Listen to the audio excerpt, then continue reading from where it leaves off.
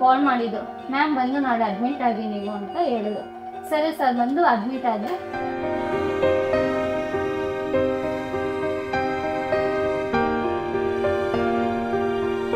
ಬಂದಿದ್ದೆ ಸರ್, ನಮ್ಗೆ ಗೊತ್ತಿರೋ ಪ್ರಕಾರ 1 ರೂಪಾಯಿ ಖರ್ಚು ಆಗಿಲ್ಲ. ಎಲ್ಲರೂ ಚೆನ್ನಾಗಿ ಒಂದು ಸ್ಟಾಫಿಂದ ಕೇಳಿ ಕೆಲಸ ಮಾಡಿಸೋದ್ರಿಂದ ಡಾಕ್ಟ್ರಿಂದ ನಮಗೆಲ್ಲ ಚೆನ್ನಾಗಿ ನೋಡಿದ್ರು.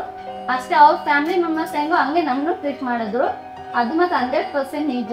ನಮ್ಮ ಪಾಪು ಹಿಂಗಿರ್ಬೇಕಂದ್ರೆ ಆ ಬಾಬಾ ಅವ್ರ ದಯ ಪುನರ್ಜನ್ಮ ಅನ್ಕೊಂತೀನಿ ನನ್ನ ಬೇಬಿಗೆ. ಮತ್ತು ಎಲ್ಲರಿಗೂ ಬಾಬಾಗೂ ಎಲ್ಲ ಡಾಕ್ಟರ್ಸ್ಗೂ ಈ ನರ್ಸ್ಗೂ ಇಲ್ಲ ಕೆಲಸ ಮಾಡೋ ಎಲ್ಲರಿಗೂ ನಿಜವಾಗಿ ಹೇಳ್ತಾ ಇದ್ದೀನಿ, ಮನಸ್ಫೂರ್ತಿಯಾಗಿ ಎಲ್ಲರಿಗೂ ಥ್ಯಾಂಕ್ಸ್. ನಮ್ಮ ಪಾಪಗೆ ಪುನರ್ಜನ್ಮ ಎಲ್ಲರೂ ಕೊಟ್ಟರು, ಅದು ಮಾತ್ರ ನಿಜ ಥ್ಯಾಂಕ್ಸ್ ಸರ್.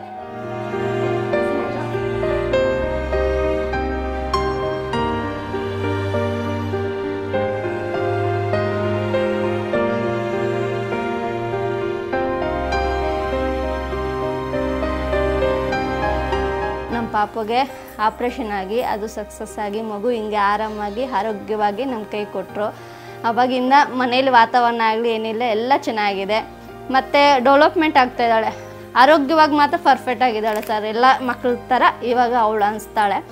ಅವಳು ಇವಾಗ ನೋಡೋದು ಇನ್ನೂ ಖುಷಿ ಆಗುತ್ತೆ. ಆವಾಗ ದುಃಖ ಆಗ್ತಾಯಿತ್ತು, ಇವಾಗ ಅವಳು ನೋಡೋದು ತುಂಬ ಖುಷಿ ಅನಿಸುತ್ತೆ. ಇವಾಗೂ ಅಷ್ಟೇ ನಾವು ಅನ್ಕೊತೀವಿ, ನಾನು ನಮ್ಮ ಹಸ್ಬೆಂಡ್ ಆಗಲಿ ನಾವು ಯಾವ ಜನ್ಮದಲ್ಲಿ ಏನು ಪುಣ್ಯ ಮಾಡೋದು ನಮಗೆ ಅವಕಾಶನೋ ಸಿಕ್ಕೈತೆ.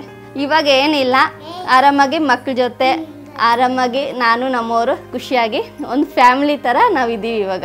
ಅದಕ್ಕೆ ಆ ಸ್ವಾಮಿಗಳಿಗೆ ಧನ್ಯವಾದ ಹೇಳ್ತಾ ಇದ್ದೀನಿ. ಹಿಂಗೆ ಎಲ್ಲ ಮಕ್ಳಿಗೂ ಹಿಂಗೆ ತೊಂದರೆ ಇರೋ ಮಕ್ಕಳಿಗೆ ಜಾಸ್ತಿ ಜನಕ್ಕೆ ಹಿಂಗೆ ಅವಕಾಶ ಸಿಕ್ಕಿ ಅವರು ಆರೋಗ್ಯವಾಗಿ ಖುಷಿಯಾಗಿ ಅವ್ರ ಫ್ಯಾಮಿಲಿ ಜೊತೆ ಇರಲಿ ಅಂತ ಬೇಡ್ಕೊತಾ ಇದ್ದೀನಿ.